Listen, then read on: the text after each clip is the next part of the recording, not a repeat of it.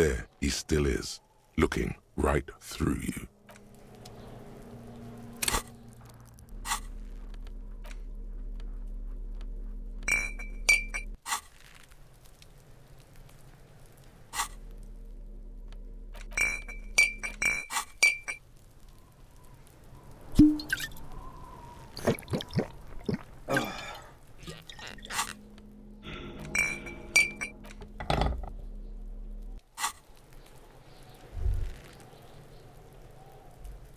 There he still is, looking right through you with his white eyes. The body below is entirely dedicated to that corpse smell. As you breathe in, the odor comes over you. It's a smell of the mind telling you to run, and your stomach to wring itself empty. With your hands at your sides and your eyes squinting, you stand in it. It's a puzzle. What's hanging in front of you is a puzzle of decaying flesh, tattoos and tendons. Your muscles tense up. The vision in your dead angle darkens. You feel the sudden urge to push your hand into his soft gut. They do after 7 days, yes. We are deep in decomposition here. The man before you is naked, but for a pair of underpants and enameled boots. His skin is greenish, marbled with decaying veins, and blotched by lividity. A fading web of tattoos covers his chest and shoulders. The cargo belt used to fasten him to the branch above appears industrial in strength. The material appears to be ceramic. Its clean white stands in stark contrast to the decaying flesh above the knee. The man wore thick polymer socks, probably for padding. A fine array of interlocking plates covers them. Delicate and fragile, they feel alien to the world around you, out of place somehow. These are clearly not boots. They're armor, possibly part of a larger set. Indeed. Technically speaking, these are sabatons, not boots. Ceramic plate, zirconium dioxide, most likely. This is where the make would be. Under the heel, fair weather model T500 VE. I'm guessing that's vitreous enamel. This is advanced stuff. Piece by piece. He's been out here for 7 days. It would be odd if they didn't. We should keep a lookout for these species. The armor could yield information. This is one thing he might actually know. No, I think he had something precious underneath the clothes. They had to remove the jeans and shirt we found to get to it. And this kind of armor is often worn under fabrics. Nice. That makes sense.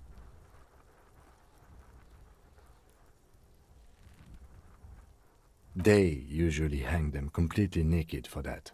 La puta madre, the Mazda, the Besmerties and the like. This one still has his underpants. Fucking talking about underpants. Clearly, Kuno would like to interject something here, but there's not enough for him to hold on to.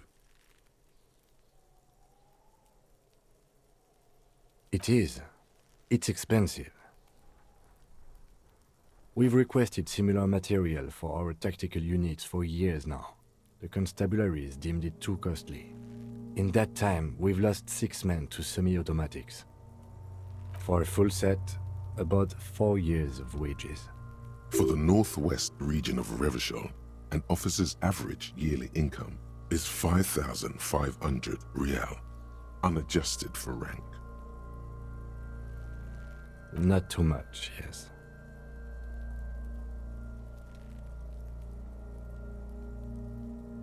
The lieutenant nods, wiping his finger on his sleeve. He worked for Cronel, like Joyce told us.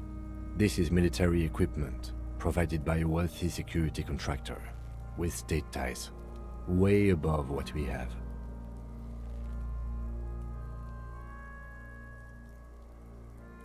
A small bell-like sound fills the air, like tapping on the side of a porcelain cup. The pry bar in your hand is itching for some action. The metal connects with the same ding. The sound does not appear to get louder. Did you hear that? A click? This is a kinetic redistributor. It spreads the incoming energy horizontally, from plate to plate. When the plates connect, there's a click. That's the sound you heard. See these lines? Faint, organic lines cover the plates where they separate into smaller ones. These plates then divide into smaller plates until there are hundreds of them altogether. Like whirls of floorboards, the design looks organic, influenced by highly resistant wood materials, like lignum vitae and ebony perhaps. If trees were made of porcelain, this is what their cross-sections would look like. The smooth, glossy surface fractures into ever more intricate interconnections, peaking on the right sabaton, where you notice. The whirls are in the shape of a letter and number combination, E50, 100, 1000. Good. Can you read it to me? X5415 6745 678 222. Let's lie.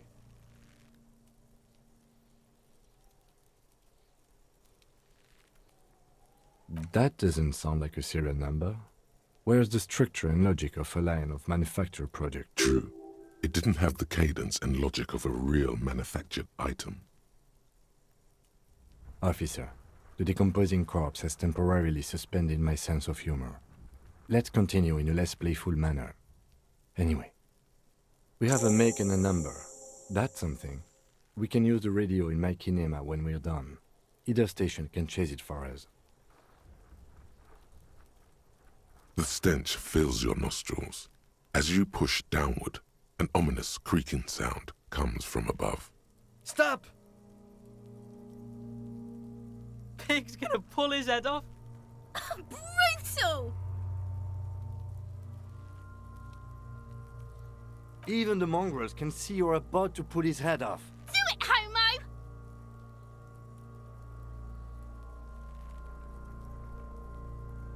Pull his head off. There's no point performing an autopsy if you do. We'll have compromised the coroner's case. Indeed, from this angle, it does look like the neck isn't going to take much more. Being dead for a week has all but liquefied his muscles. What are you trying to achieve anyway? Why are you hanging on to that boot?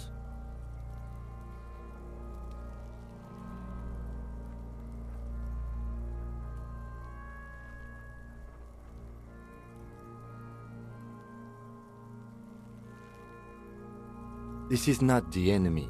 This is the deceased, the victim. Is he now? A sense of danger emanates from the remains of the person in front of you. For a quarter of a second, he appears to be looking at you. The stench of death makes your eyes well up.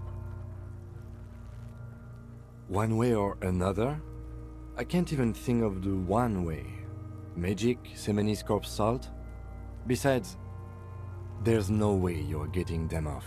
All the organic matter in his body has been flowing down into the boots. They are fused to his feet now.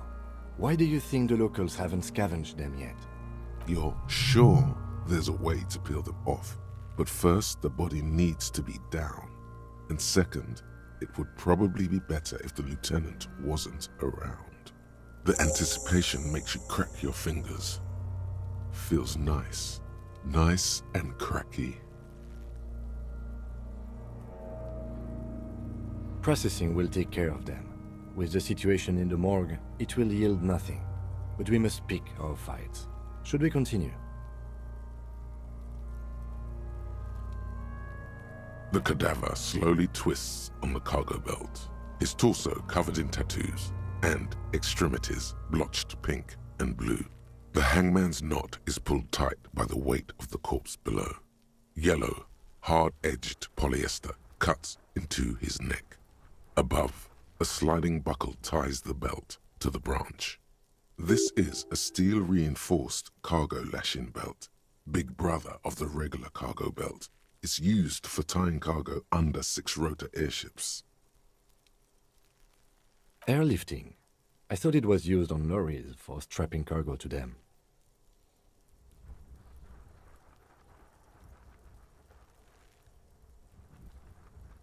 The local harbor uses 6 rotors to shuffle containers around.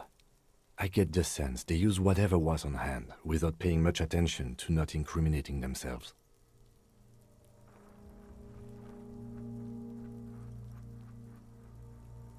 Yes, the debrief we got from the Wild Pines representative appears to be solid too. A lynching is what this looks like. I was afraid it would be. Thin steel wiring, parallel strands. This makes getting him down more problematic than I had assumed. A noose is one of those things that's easier to use one way around.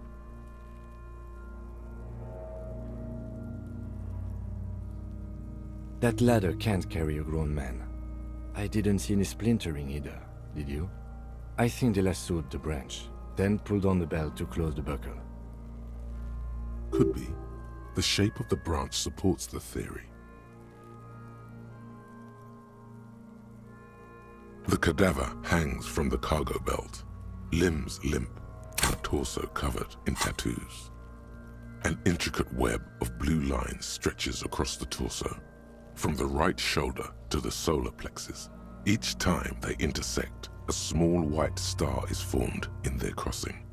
Hundreds of fading asterisks riddle his skin. Their concentration is highest around his heart. A map of the stars. I do see some similarity to astronomical charts. Great Century Messinian, maybe. But this seems more particular. Customized somehow. As if someone left out most of the night sky, filtering it through personal choice. The principle of this filter remains unknown to you. The thought dissipates, and you feel as though you were only half right. So am I.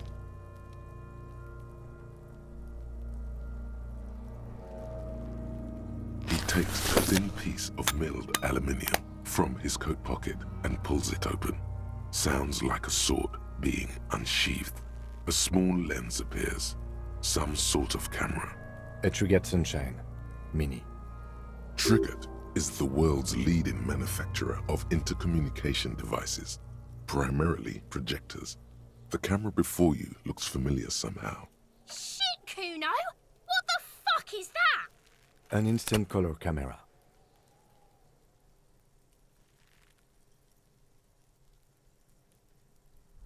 I have only 2 ampoules, so nobody move. I don't want to waste one. A sound, a shrill flash, followed by the breaking of a small ampoule of glass. You see streams of color pour onto the thick, glossy piece of paper, rolling out. In case we need it.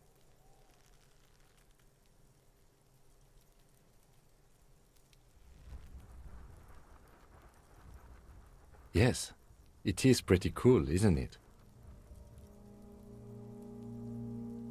It contains insight to the victim's person.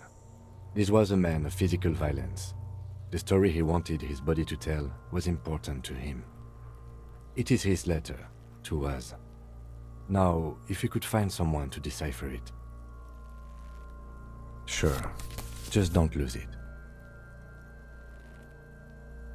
The glassy-eyed corpse looks by, his mouth mute and his skin as colorful as the chemical rainbow on the photo paper, teeming with opportunistic organisms. An intricate web of blue lines stretches across the torso. If you want to, his eyes are milky white and blind to the world, protruding comically from their sockets. There is no one home, just subaquatic terrors there. Dark brown hair grows on his head. His face is ready to explode from the organic processes inside. The death's head grin has passed. What remains is an unrecognizable mess. I'm gone. Into the wild pale yonder. In the past. Way out in the west. What was that, pale yonder? Do you know what the pale is?